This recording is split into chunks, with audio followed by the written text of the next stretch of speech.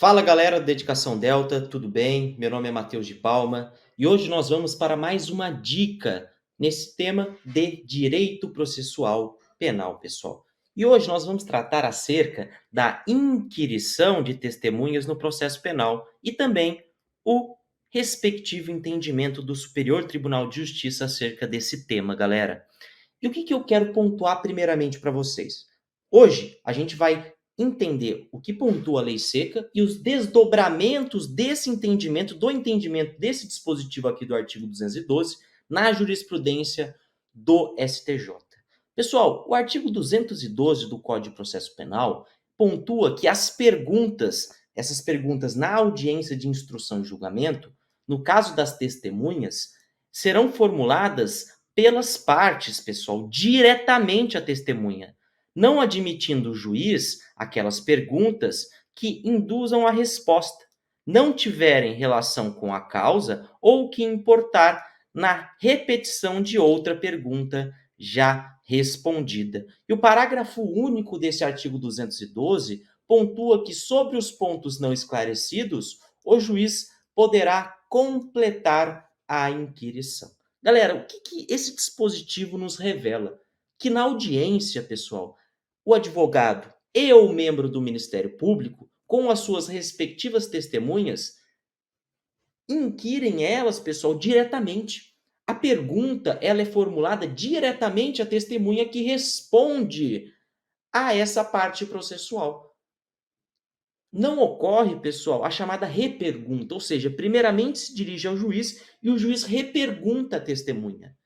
Antigamente, pessoal, em um processo penal inquisitorial, as perguntas das testemunhas, pessoal, elas não podiam ser feitas diretamente.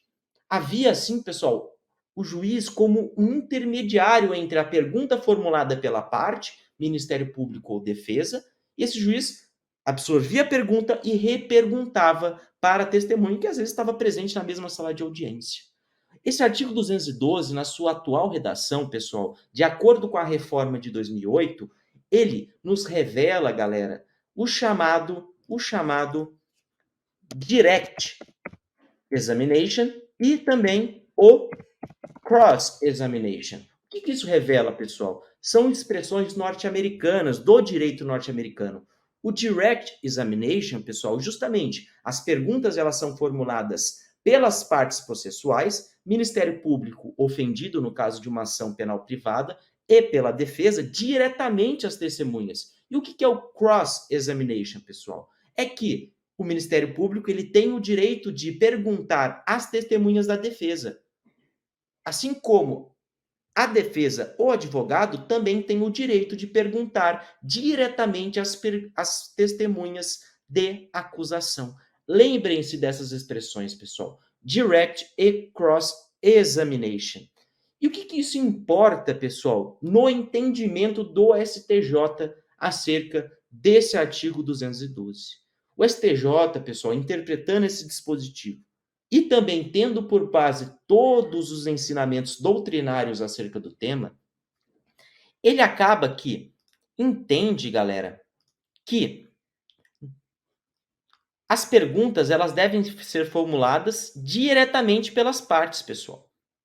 Se as perguntas elas não forem formuladas diretamente pela parte, ou seja, nos casos em que o magistrado ele não permite a pergunta direta, assumindo um protagonismo que não é cabível em um sistema acusatório, haverá, pessoal, nesses casos, nulidade, pessoal. Nulidade. Ou seja, o magistrado, ele não existe mais na inquirição de testemunhas o chamado sistema presidencialista.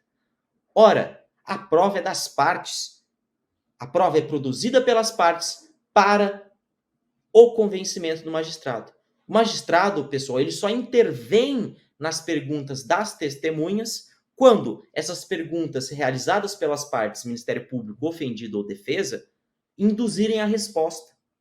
Ou não tiverem relação com a causa, com o processo, ou quando essas perguntas forem repetidas. O que pode o magistrado fazer, pessoal, é que, a respeito de pontos não perguntados pelas partes, o magistrado ali ele vai poder complementar essa inquirição, pessoal. E vamos ler aqui esse julgado do STJ.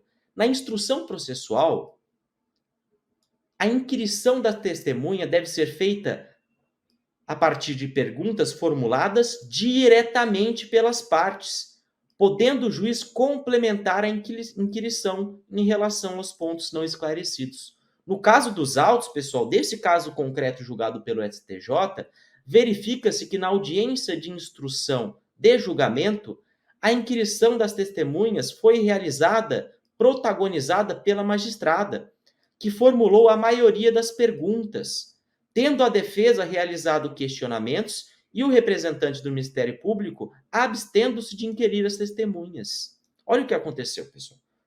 O magistrado, segundo o STJ nesse caso, assumiu protagonismo na inquirição de testemunhas, violando-se assim o artigo 212 do Código de Processo Penal.